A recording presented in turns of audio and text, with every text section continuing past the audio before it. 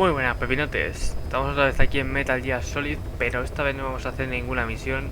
He pensado que como me quedan un montón de cintas por escuchar, voy a hacer unos capítulos como este, que sean extras solo para escuchar cintas. Así que si queréis verlo los veis, si no, no los veis.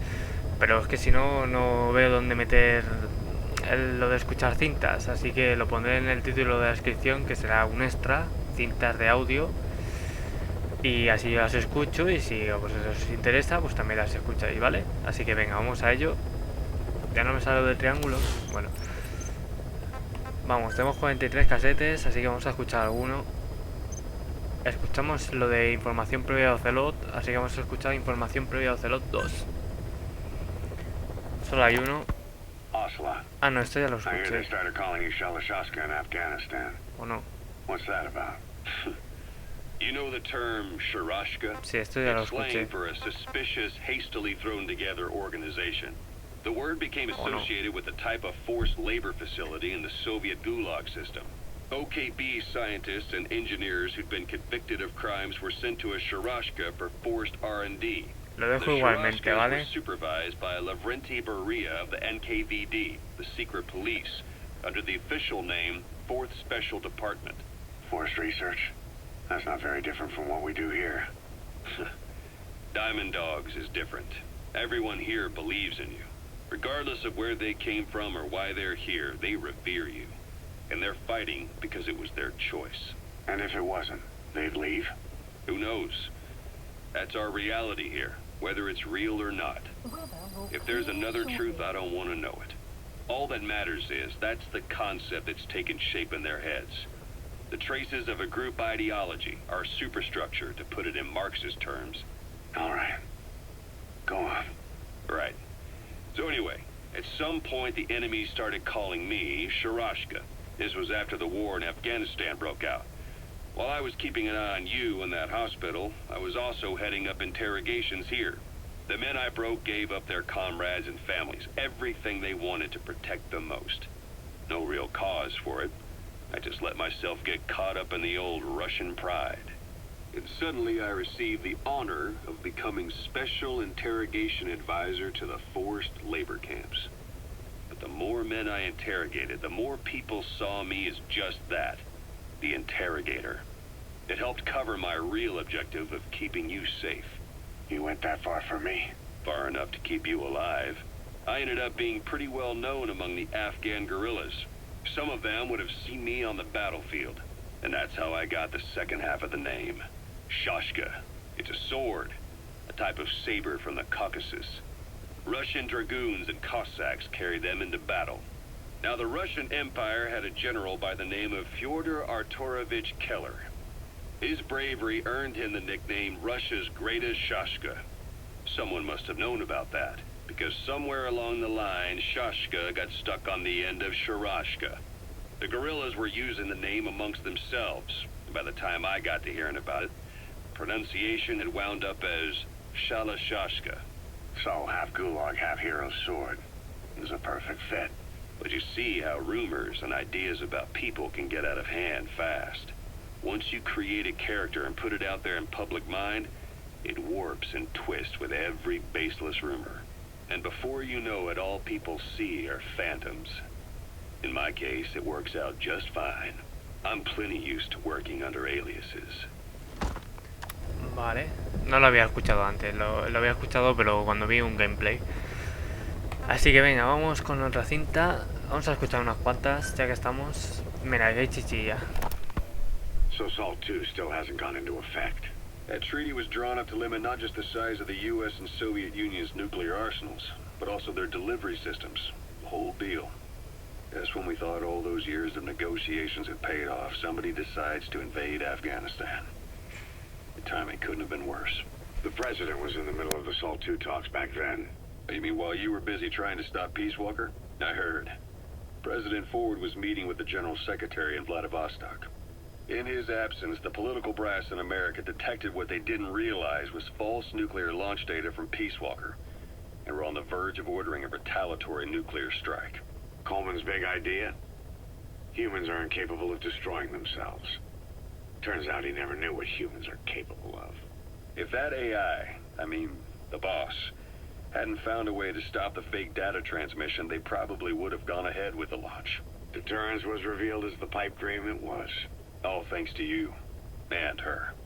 The U.S.-Soviet talks looked set to fall through. What happened in Nicaragua no doubt helped trigger a change of heart. But in the end... The times define the politics. When you've grabbed their tail, they turn and bite your hand. I first met you 20 years ago now. The place was Selenouyarsk in the Soviet Union.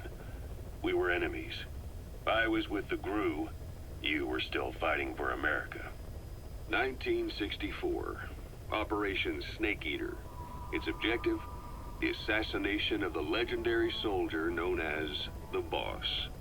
When you returned home successful, they awarded you the title Big Boss. Your CO, Zero, sought to carry on the boss's will by covertly establishing his own organization. You knew the original members from Operation Snake Eater. From America, there was David O, or as he was to you, Major Zero. Donald Anderson, aka Sigint. Dr. Clark, who went by paramedic during the operation.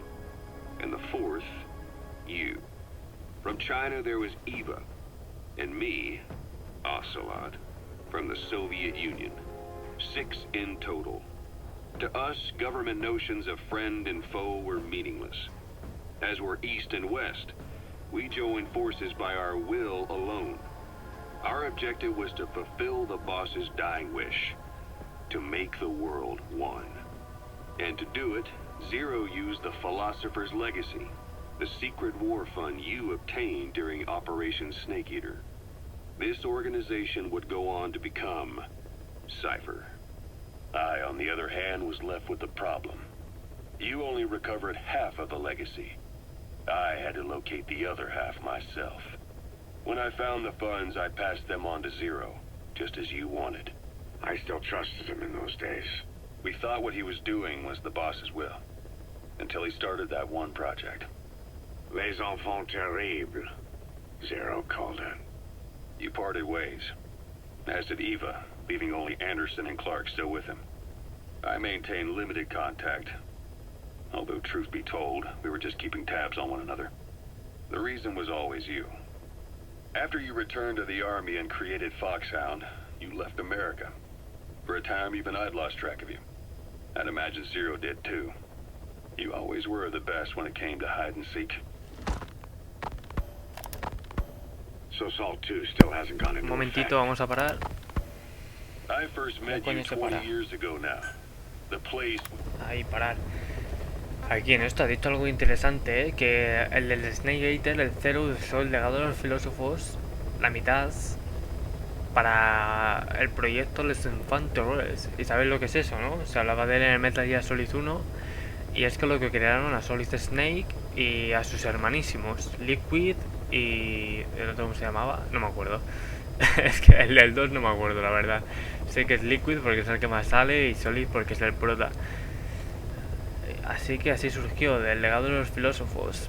Y con el legado de los filósofos también se creó Cypher. Y Cypher más adelante seguramente se convierta en... Joder, yo y los nombres. Seguramente los que hayáis jugado sabéis a qué me refiero. Cypher se convierte en... la Lulelo, joder. Ah, no me acuerdo. Cuando me venga el nombre os lo diré. En los Patriots, coño. Eso, los Patriots. Así que, ¿ves? Está interesante escuchar estas cintas porque te dicen bastante información de la historia. Y venga, vamos a escuchar de dónde está Zero y a ver qué nos dicen. Zero created Cypher, an information network to tap into every corner of the globe. Woven together, Cypher's arteries make the world just one big organism. And that's not all. It also monitors the thorn in Zero's side. That's you, tracking your coordinates wherever you might go. The further you strayed from your roots, the larger Zero became. It's as if he was trying to close the gap between you. But before long, he disappeared from public life. Only a few people had direct contact with him. For a time, I was one of them. Then a year after you fell into your coma, he slipped out of sight entirely. Since then, nothing. photos, no recordings, not even a reliable rumor as to his whereabouts. I tried every method I could think of, but Zero was gone. Freed of his control, his creation, his power continued to grow. Cypher is a great beast, and Zero was its spine. But even without him, it's endured, evolved. But now its body is rotting, riddled with parasites. Parasites like the ones who attacked you 9 years ago in the Caribbean, and then at the hospital. Cypher's Black Ops Unit, XOF. They learned where you were, and came to wipe the slate clean. Vale, es interesante. O sea, Zero, el del Snake Eater, resulta que va a ser el malo malísimo. Es que también me he perdido cosas de los juegos de PSP, que es lo que hablan de Cuba y tal. Pero bueno, me lo medio imagino. Así que cabroncete, No me acordaba yo de Snake Eater, que es el Metal Gear Solid 3. Usa el legado para eso, el cabroncete. Venga, vamos a escuchar unas cuantas más, las de Afganistán. Christmas Eve, 1979. The Soviet Union rolled into Afghanistan. Muslims had revolted against the Soviet-friendly regime established the year before. The DRA forces could no longer contain it themselves, so the Soviets went in to intervene. The Afghan government was powerless and fraught with infighting. They lost the hearts and minds of the people, and that alarmed the Soviet leadership. With the Islamic Revolution happening in Iran, the Soviets felt they had to act fast or risk the spread of Islamic revivalism. A superpower, sending a motorized rifle division against men on horseback with antique rifles. Everyone thought it'd be over in an instant, only it wasn't. Some Muslims made their fight a jihad, a holy war, and began a guerrilla campaign on all fronts. A war of attrition. These fighters call themselves Mujahideen. They're being supported by the West through Pakistan. That's why Miller was involved. He was training them near the Zero Line, sponsored by the CIA. The war has become a nightmare for the Soviet troops stationed here. They thought they'd be headed home in 6 months at the most. Then a year passed. 2 years. Now here we are 4 years on with no exit in sight. Afghanistan has become the Soviet Union's Vietnam. The Soviet troops on the ground want to go home, but at least they have homes to go back to. The Afghans have lost theirs. The Soviets destroy the kishlaks, villages, wherever they can. They burn down homes and fields, fill in wells, turn pastures into minefields. It's created a mass of refugees who fled to Pakistan. If the Mujahideen are fish swimming around the villages, the Soviets will go so far as to dry out their ocean. But this has had a big price. There's bitter resentment among the Afghans, and they're taking out their anger on the soldiers on the front lines. Among the Mujahideen are the Pashtun people. They're fiercely devoted to their code of Badal, or revenge. Soviets they've captured have had their hands, feet, and noses cut off before being left to die at the side of the road, just to show their comrades what they're capable of. Friendlies who come across them can do nothing but put them out of their misery. Then they burn down another village in retaliation. And the cycle of vengeance goes on. Hasta que llega Naruto y se acaba todo el círculo de venganza. Bueno, pues yo creo que no está mal, ¿no? Unas cuantitas cintas. Vamos a escuchar si eso... Bueno, voy a ver cómo... Son dos más. Vale, escuchamos estas dos más y lo vamos dejando por aquí, que si no, no va a haber muchos extras. Así que venga, vamos a escuchar estas. This war, que está interesante. The Kremlin never expected to have this much trouble against the Mujahideen. Afghanistan is a tribal society. Tradition demands that its people stand up to any outsiders who set foot on their land. With the honor of their people at stake, they have everything to fight for. No matter how hard the Soviets hit them, they continue to appear out of nowhere, striking back, then vanishing again. But there's one thing even the Mujahideen fear. Every last one of them. The Soviet gunships. They're highly maneuverable and equipped with massive firepower. Plus, the underside of the fuselage is heavily armored. The Mujahideen can barely scratch them with their small arms. Anyone who hangs around gets mowed down by the gunship's heavy machine guns. This new honeybee weapon that was given to the Hamid fighters, it's no doubt something to help them strike back against the gunships, which makes it a weapon that could change the course of the war. Those guerrilla fighters known as Mujahideen don't actually belong to a single organization. Afghanistan is a multi-ethnic country. You've got the Pashtuns, the Tajiks, Uzbeks, Hazaras, and each of them is split into their own tribes, large and small. Each ethnicity has several rebel organizations that their various tribes gather under. They're united under the banner of jihad, but that doesn't mean they work like a single standing army. Just look at the area around Smasy Fort. A lot of Tajiks used to live there, but they fled after the Soviets started their Scorched Earth campaign. With the area uninhabited, the Hamid fighters, who are Pashtun, decided to move in. The Hamids are based out of the city of Peshawar. We passed through it on the western edge of Pakistan. The Pashtun people have long lived in Afghanistan and western Pakistan.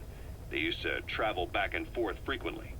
Then Britain went and established the border that still stands today. The Hamid fighters get generous support from the Pakistani government. The government wants to use them to secure influence over Afghanistan. Their liaison with the Hamids is Inter-Services Intelligence, and behind the ISI, you have the CIA. That's probably how the honeybee ended up in the hands of the Hamid men. Vale, pues nos ha contado un poquito como el Honeybee es el lanzapepos que hemos conseguido en la misión anterior a este vídeo que subiré, que es la de donde moran las abejas o algo así se llama, porque lo tenían ahí. Así que nada, pepinotes, espero que os guste esto que estoy haciendo, espero que lo veáis buena idea, porque es que si no, no encuentro sitio para escuchar todo esto, porque son un montón de audios y a saber cuántas horas de audio debe haber, porque el Kojima ya sabéis que se flipa mucho poniendo cosas, pero está bastante bien, porque así te enteras de cosillas y tal y cual. Pero bueno, lo dicho, espero que os haya gustado, dale like, compartid favoritos y nos vemos en el próximo. Chao, pepinos.